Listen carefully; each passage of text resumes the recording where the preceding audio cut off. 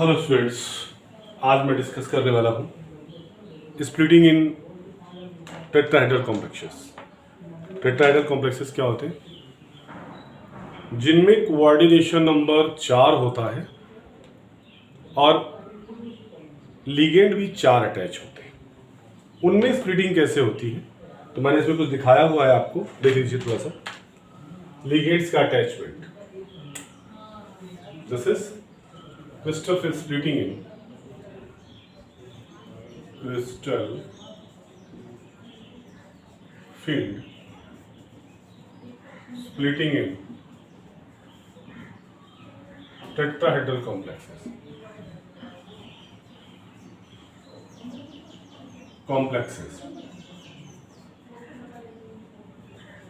कैसे? ये tetrahedral structure में लिखा है क्यूबिक के अंदर। This is cubic structure. Cubic cube के अंदर जो अरेंजमेंट है वो टेट्राहेड्रली अरेंज्ड है। कैसे? एक ये ligand, 2 ligand, 3 ligand, 3 ligand, 4 ligand. Number, this is metal, centre metal atom. This is X axis, this is Y axis and this one is Z axis. आर यहां देख लीजिए आप, ये कंडीशन, ये मेटल है, central metal atom, central metal atom oblique ion. अब देखिए इसमें देखने लायक चीज क्या होती है। क्या होता है? ऑक्टाहेड्रल कॉम्प्लेक्सेस में कोऑर्डिनेशन नंबर होता है 6, लिगेंड होते हैं 6। इसमें ऐसा कुछ नहीं है। यहां पर कोऑर्डिनेशन नंबर कितना होगा? Coordination number is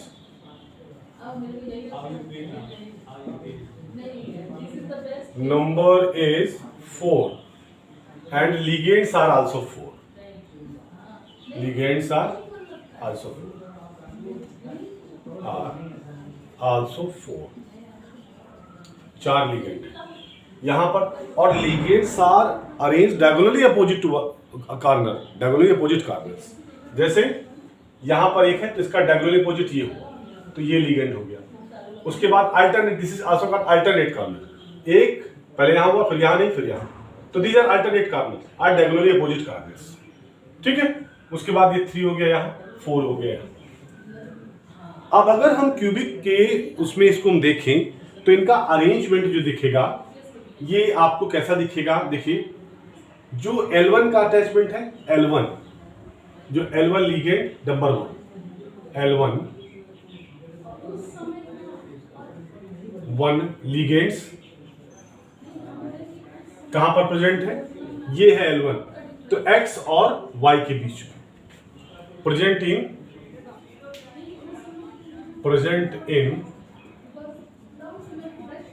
mid of the X and Y। L2 ligand, L2 ligand कहां प्रेजेंट है? देख लीजिए, L2 लिगेंड किसके बीच में प्रेजेंट? Y and Z। तो this is present in between Y and Z। अब L3 कहां पर प्रेजेंट है? L3 Y और किसके? Y और X के बीच में, X एंड Y के बीच में। ये L3 है, तो ये हो गया Y और this is X, this is mid. L2 का कंसीडर Z और Y होता है, Z एंड Y। और L3 यहां पर प्रेजेंट है, ये, तो ये Y एक्सिस हो गया, ये प्रेजेंट है इसका, तो this is Y and X।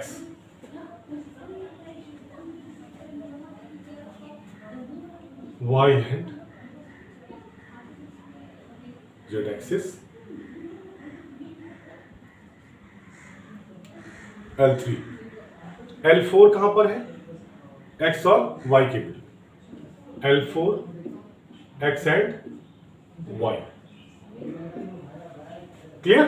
तो ये हो गया, ये पहला हो गया। L2 किसके बीच में आया? L2 है X के बीच में, दिस इज L2, तो this is X axis, this is Y axis, sorry this is Z axis, this is Y axis, तो Z एंड Y।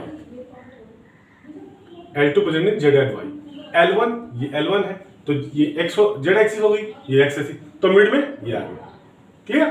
तो यहां पर कुछ चीजें ध्यान देने लायक होती है कि एक्चुअल में इनका जो डिस्ट्रीब्यूशन होता है वो कैसे होता है। अब इसके अंदर हम जो डी ऑर्बिटल को डिस्ट्रीब्यूट करते हैं, तो डी ऑर्बिटल को हम 5 तरीके से डिस्ट्रीब्यूट करते हैं। कैसे? डिस्ट्रीब्यूशन ऑफ डी ऑर्बिटल या classification of D orbital, classification of D orbital.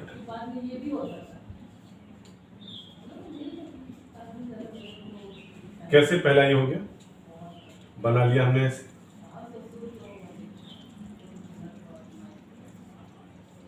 ये this is E set, T2 set. In case of किसमें हो रहा है? Tetrahedral complexes, tetrahedral complexes. अब इसमें सबसे बड़ी बात बेटा ये आती है कि कौन लीगेंड किस डायरेक्शन में अप्रोच कर रहा है, और एक्सिस टुवर्ड्स है या मिड ऑफ द एक्सिस है या अलोंग द एक्सिस है, ये डिपेंड करेगा।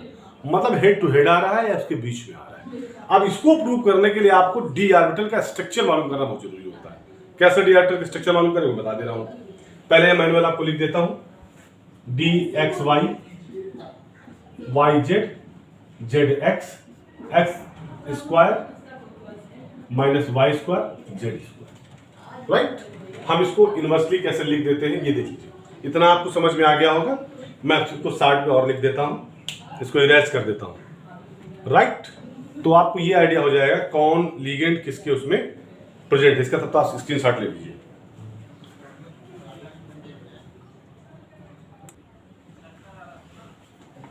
यहां फिर एक बार आप चेक कर लीजिए, पूरा स्क्रीनशॉट ले लिया। मिटाने से पहले मैं एक बार आपको डिस्कस कर दूं। ये L1 लाइगेंड है, एक लाइगेंड, दो लाइगेंड, तीन लाइगेंड, चार ligand. L1 exactly between the Z and X axis, mid of the Z and X and Z axis. Right? L2 इसके और इसके बीच में, Y and Z axis. Right? L3 this is L3 between Z and this is Z and Y axis, between Z and Y axis, Z axis and Z and Y axis, L3 Z and Y axis, and L4 this is X and Y axis, X and Y axis। एक बार clear कर लीजिए इसको। उसके बाद मैं इसका distribution करता हूं, इसको मिटा देता हूं पहले, ठीक है? फिर मैं पांचों ऑर्बिटल को दिखाता हूं क्यूबिक के अंदर ऑर्बिटल है कैसे, एग्जैक्टली कैसे है।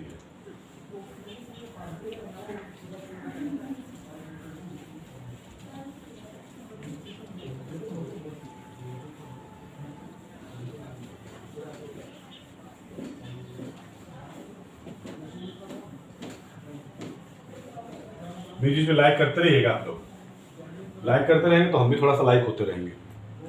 ठीक है? अब आ जाते हैं किसका, अब इसको डिस्ट्रीब्यूशन करते हैं।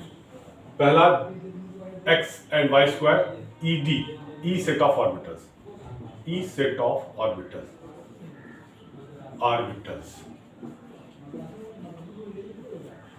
E set of orbital. E set क्या होता है देख लीजिए, और नीचे लिखे थोड़ा सा, यहां लिख देते हैं E set of orbitals, E set of orbitals.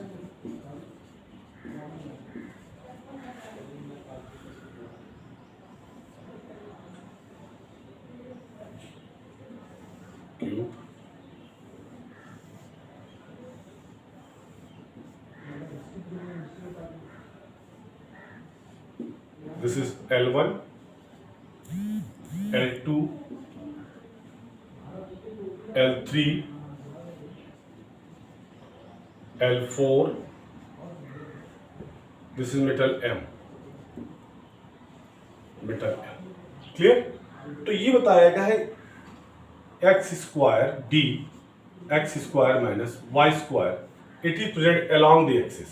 तो this is x y z axis, right? So this along the axis means this is like that.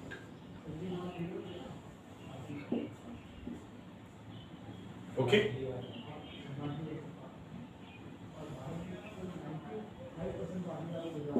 along the axis, along the axis, axis. देखिए ऐसे हो गए, this is along the axis. आप क्या करते हैं, यहां पर दूसरा D ये बना देते हैं, केवल क्यूब बना लीजिए. dz स्क्वायर के बारे में डिस्कस करते हैं.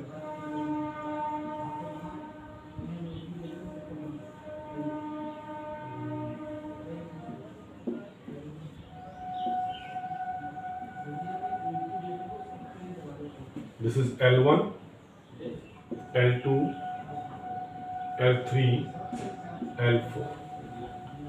ये हो गया मेटल, सॉलिड,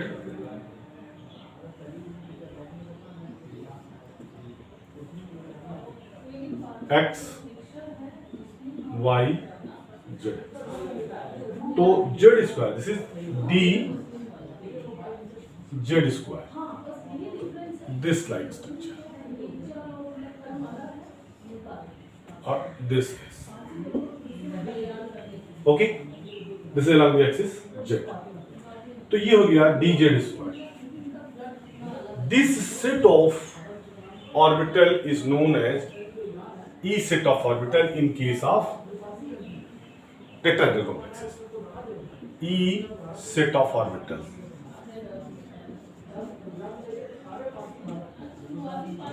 in tetrahedral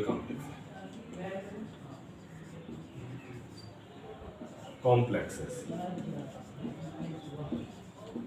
अब होता क्या है, दूसरी जो हम ऑर्बिटल्स के सेट बना रहे हैं, किसका, T2G, T2G नहीं कहेंगे, G किसके, ऑक्टाहेड्रल केस में T2 set of orbitals, triply degenerate और doubly degenerate set of orbital. ये देख लो थोड़ा सा, इसका स्ट्रक्चर बहुत जरूरी है आपको जानना. अगर स्ट्रक्चर आप नहीं जान पाएंगे तो आप उसको कुछ नहीं कर पाएंगे इसमें. इसलिए मैं कह रहा हूं कि इसका स्ट्रक्चर जानना बेहद जरूरी है. कैसे जरूरी है देख लो. क्यूब के अंदर अगर हम इसको बनाते हैं तो ये देखते हैं मिड में आना चाहिए, मिड ऑफ एक्सिस. कैसे,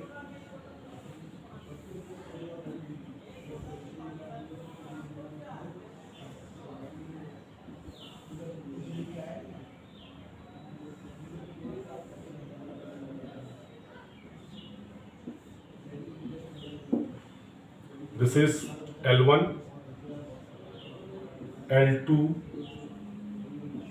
L3, L4, और this is written by another color like that. This is metal. This is metallic color.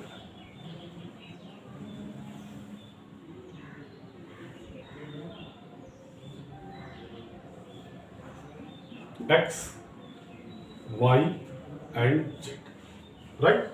ये एक्सिस. अब ऑर्बिटल है जो DXY, DXY, XY ऑर्बिटल. कैसे देखिए,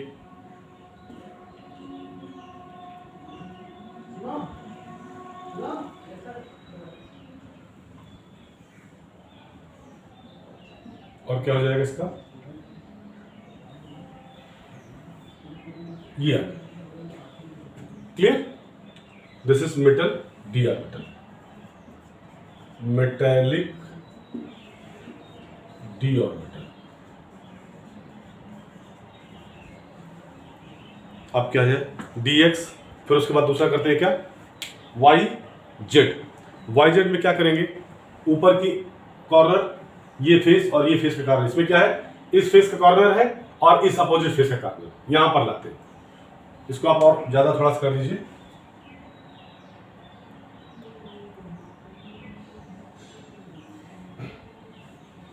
ये आ जाएगा, ठीक. तो ये हो गया. उसके बाद एक यहां बना देते हैं क्यूबिक का स्ट्रक्चर.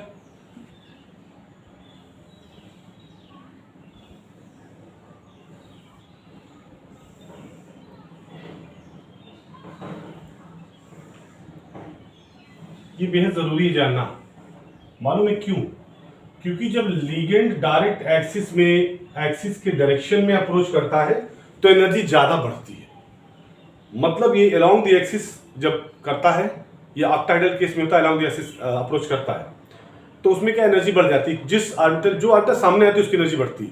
तो ईजी ऑर्बिटल जो होती है वो कैसे होती है, अलोंग द एक्सिस होती है, और एक्सिस में ही अप्रोच कर रहा है लिगेंड, तो एक्सिस में जब अप्रोच करेगा लिगेंड तो यहाँ की एनर्जी बढ़ जाएगी। और जो मिड में होंगे, एक्सिस के मिड में होंगे, मतलब यहाँ पर होंगे, यहाँ पर होंगे, this is mid of the axis, अगर यहाँ पर होंगे तो उसकी जो एनर्जी होती है वो कम होती है।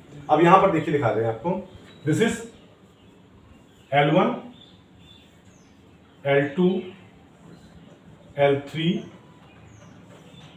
L4, और ये हो गया आपका मेटल कैटायन, राइट। अब देखिए मेटल कैटायन से कैसे क्या कर रहे हैं। दांत में थोड़ा प्रॉब्लम चल रही है आजकल। X, Z, Y, right. तो इसमें जो ये एक्सिस है ये इसके और इसके मिड में आएगी, मतलब ये ऐसे ऐसे ये बनना ऑर्बिटल, और एक ऐसे, तो यहां पर टच कर रही है कॉर्नर, दिस इज, तो ये हो जाती है Y Z, Y Z, right. अब जो जेड और एक्स वाली आएगी तो इस उसमें अप्रोच करेगी, यहां पर अप्रोच करेगी। कैसे अप्रोच करेगी ये देख लीजिए इसका स्ट्रक्चर। अब देखिए इधर मिटा दे, इसको मिटा देते हैं, स्क्रीनशॉट ले लीजिए इसका।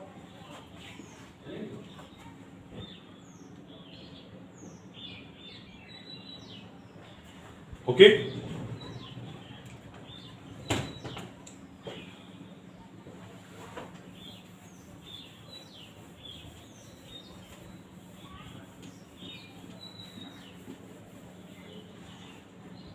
D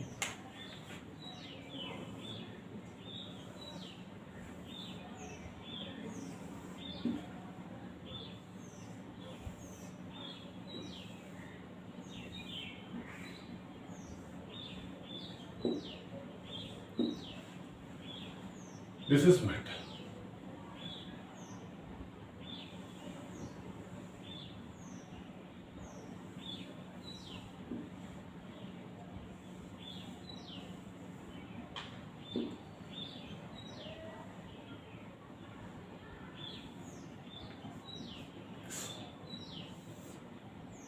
Y Z, L1,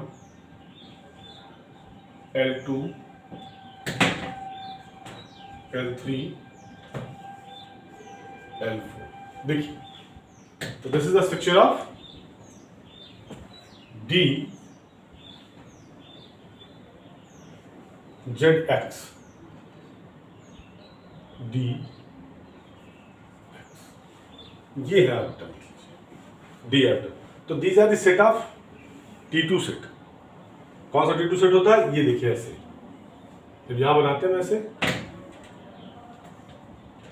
1 2 3 4, this is EG set, this sorry E set not G,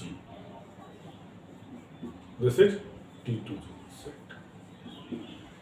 तो D X Y, D Y Z, D Z X, D X square minus Y square, last में D Z square, ये सभी structure बन गए।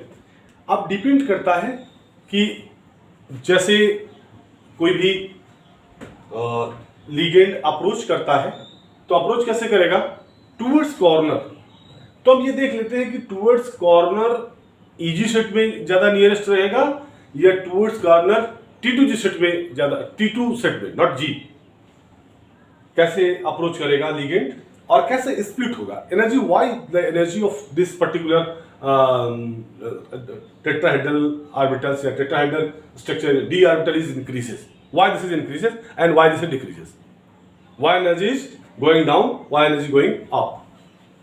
देखिए पहला मैं आपको क्यूबिक स्ट्रक्चर बता देता हूं इसका कि कैसे किसके नियरेस्ट में आता है। ये तीनों स्ट्रक्चर आपको क्लियर हो गए। आप इसमें देख लीजिए, अगर लिगेंड ये है, लिगेंड ऐसे अप्रोच कर रहा है, ठीक, और जो ये ऑर्बिटल है वो क्या कर रही है इसके से, या लिगेंड ऐसे अप्रोच कर रहा है और ऑर्बिटल यहां है, तो ये जो ऑर्बिटल का है और लिगेंड ऐसे अटैच कर रहा है, अप्रोच कर रहा है, तो क्या हो जाएगा, ये डिफरेंस जो आएगा, तो जितना जो नियरेस्ट रहेगा एनर्जी उसी की इंक्रीज करेगी, जो नियरेस्ट रहेगा एनर्जी उसकी इंक्रीज करेगी। मैं आपको दिखा देता हूं दूसरा, इसको आप लोग पहले स्क्रीनशॉट ले लीजिए इसका, फिर बताता हूं।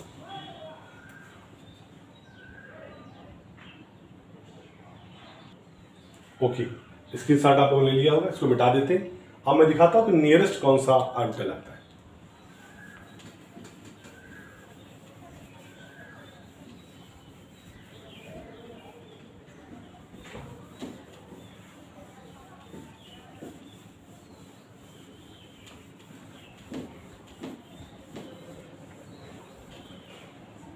देखिए, ये क्यूबिक हो गया स्ट्रक्चर, ये और ये कंडीशन ऐसी हो गई।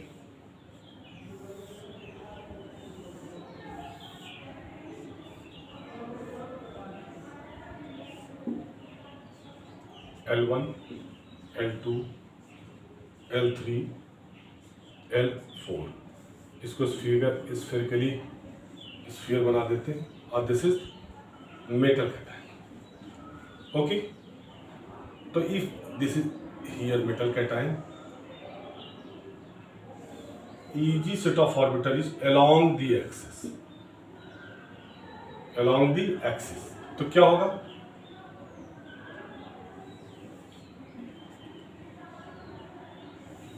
along the axis, तो this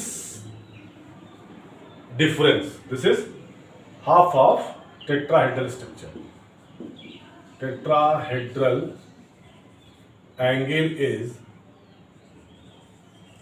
टेट्राहेड्रल 108 का होता है, 109.28 मिनट डिवाइडेड बाय 2 कर दीजिए, तो ये अप्रॉक्स 54.35 के नियर अबाउट आ जाता है, या 44 नियर अबाउट आएगा।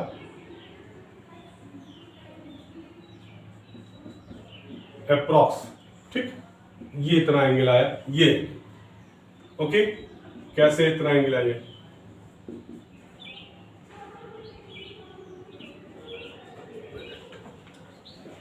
ये EG सेट ऑफ ऑर्बिटल है, EG set, E set of orbital, E set of orbitals.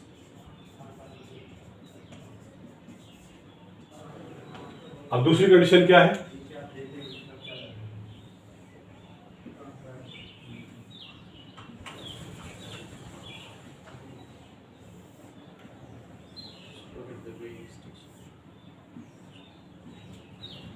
ये this is L1, L2, L3, L4, L1, L2, L3 and L4। आप कैसे इसको आइडेंटिफाई करेंगे, आप देख लीजिए एक बार ध्यान से पहले।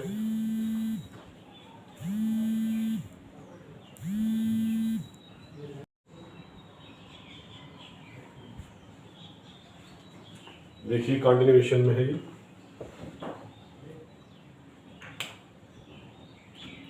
मेटल है यहां पर, और ये ऑर्बिटल है,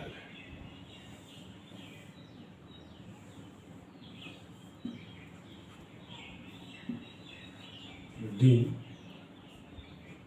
YZ, X,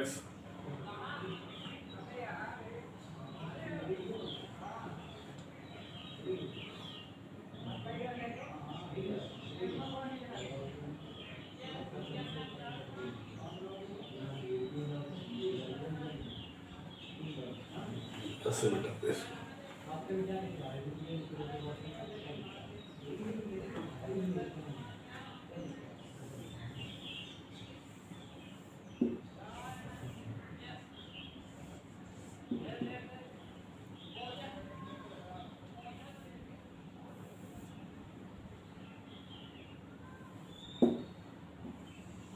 this difference.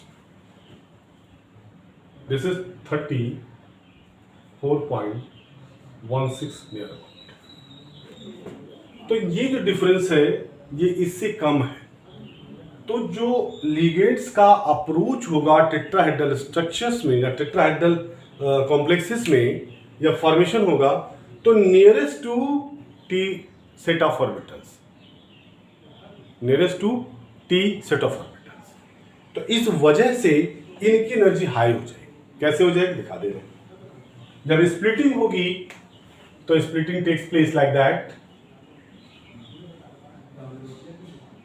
ये है ऑर्बिटल्स,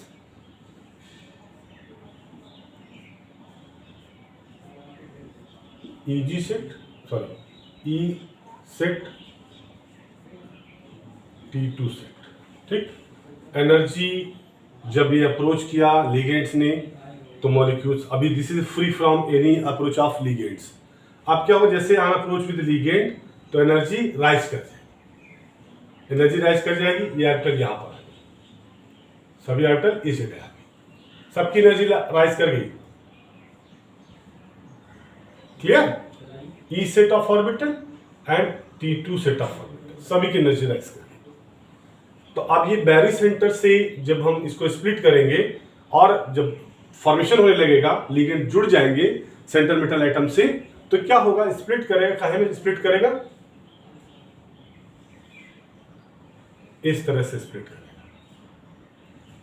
ईजी सेट नीचे आ जाएगा, ई सेट, और T2 सेट ऊपर चला जाएगा। ई सेट और ये T2 सेट, ट्रिपली डिजेनरेट और double degenerate. This is no splitting zone, barycentre. Total जो एनर्जी डिफरेंस है आप जानते हैं 10 dq,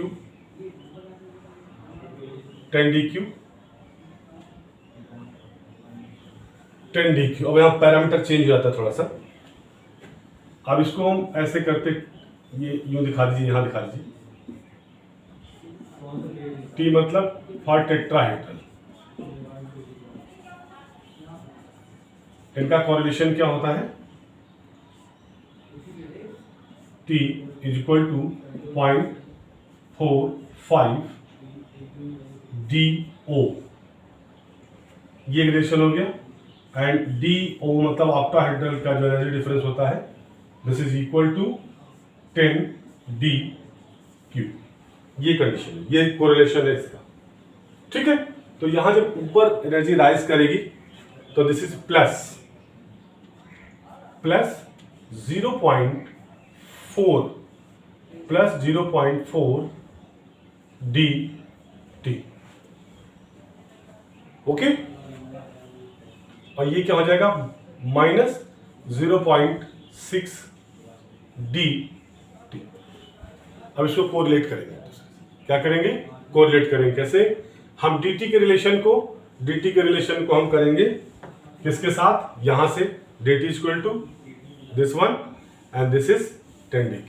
तो this is no splitting state, no splitting state, इसी को बोलते हैं बैरी सेंटर।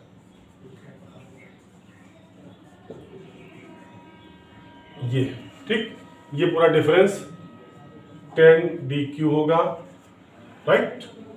किसी प्रकार का कोई जो कैलकुलेशन में जो या इलेक्ट्रॉन का डिस्ट्रीब्यूशन होगा उसमें किसी प्रकार कोई चेंज नहीं आएगा। आप CFSE काउंट करने के लिए एक फार्मूला होता है इसमें, जैसे उसमें होता था वैसे इसमें भी होता है। CFSE कैलकुलेशन के लिए क्या होता है, -0.6 into EP plus 0.4, this is also plus 0.4 into Q देवर टी। ये कैलकुलेट करेंगे। कैसे कैलकुलेट करेंगे? उसके बाद इसको हम चेंज करेंगे ऑक्टाहेड्रल में।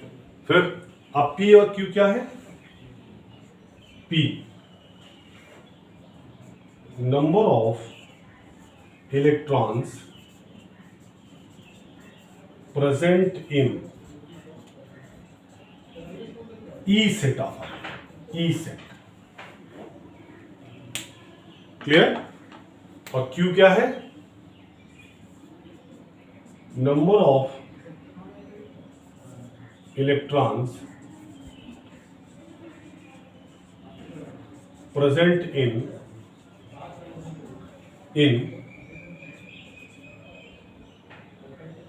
T2 set.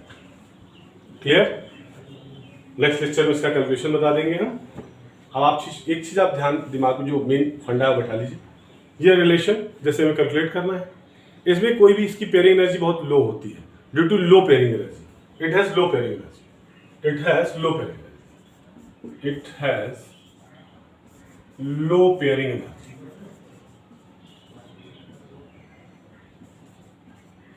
पेयरिंग एनर्जी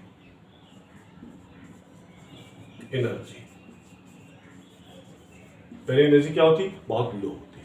ठीक है, पहला काम। दूसरी बात, अब क्यों लो होती है तो आपको पता ही है। उसके बाद जो स्प्लिटिंग ऑक्टाहेड्रल में होती थी उसका उल्टा होता है इसमें। ये बहुत मोटा सा आइडिया आप कर लीजिएगा। अगर आपको कुछ भी समझ में ना आया पूरे लेक्चर में तो आप ये कर लीजिएगा, उसको जैसा ऑक्टाहेड्रल में होता था उसका इन्वर्स कर दीजिएगा।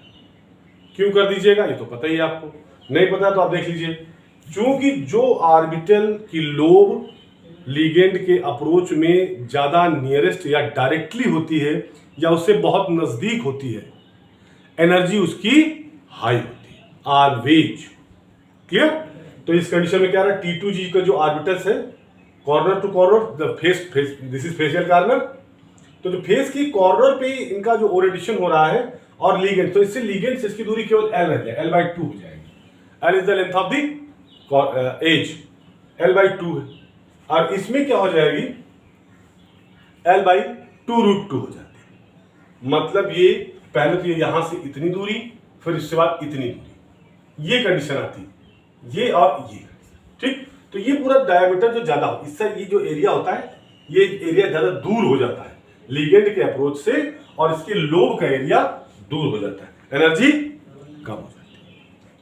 राइट? ये बैठा लीजिएगा दिमाग में अपने। फिर मैं इसको कैलकुलेशन कैसे करना है इसका आपको आइडिया दूंगा, कैलकुलेट करा दूंगा। फिर जॉइंट और डिस्टॉर्शन पढ़ूंगा, क्यूबिक स्ट्रक्चर पढ़ूंगा, सब एक एक करके मैं बताता जाऊंगा। आप लोग वीडियो को लाइक करते, शेयर करिए, सब्सक्राइब करिए, क्योंकि आपके नीट में या IIT JEE में एक आधा क्वेश्चन जरूर आएगा, एडवांस में पूछा जाता है कभी कभी। और इन जो भी यूनिवर्सिटीज के क्वेश्चन होते हैं, CSIR में क्वेश्चन आ जाता है इसका। तो ये सभी आप थोड़ा सा ध्यान से पढ़ते जाइएगा। हालांकि पहले बार आपको समझ में नहीं आएगा लेक्चर, हो सकता मेरी लैंग्वेज से आप कम्युनिकेट ना हो, पहली बार मेरी लैंग्वेज को सुनेंगे, उसको कोरिलेट करेंगे। एक आध मिस्टेक आप देखेंगे कि सर ने ये लिखा, पता नहीं है क्या लिखा है, आप बुक से कंसल्ट करेंगे। जब आपको कॉन्फिडेंस होगा कि जो सर कह रहे थे वो चीज़ सही है, तब आप मुझे देखना शुरू करेंगे। तो तब तक तो टाइम काफ़ी हो जाएगा। ठीक है? तो क्या होता है, जब कोई चीज़ नहीं आती है तो उसमें समय देना पड़ता है। जब आप समय देंगे तो वो चीज़ आने लगेगी। ठीक है? तो देखते रहो यार, ऐसे ही चलता रहेगा कार्यक्रम बोर्ड के एग्जाम तक। आपके बोर्ड के एग्जाम खैर यूपी बोर्ड में पहले हो जाएंगे, CBSE थोड़ा देर में होगा, ऐसे थोड़ा देर में होगा। तब तक के लिए लाइक और शेयर करते रहो, दोस्तों को बांट दो पूरा, इसके नोट्स बनाओ, दोस्तों को बांटते रहो। ये बेसिक मैं बता रहा हूँ बेटा, ये मैं आपको बेसिक बता रहा हूँ, जिससे आप क्वेश्चन निकलेंगे आगे। इसका एप्लीकेशन भी बताएंगे आगे कि सब इतना पूरी थ्योरी बताने का मतलब क्या हुआ, आखिर क्यों इसका यूज किया जाता है, ये भी मैं बताऊंगा। पर आपको तो देखना पड़ेगा, जब देखेंगे तो ये बताएंगे हम आपको। ओके? तो लाइक कीजिए, शेयर कीजिए और दोस्तों को डिस्ट्रीब्यूट कर दीजिए।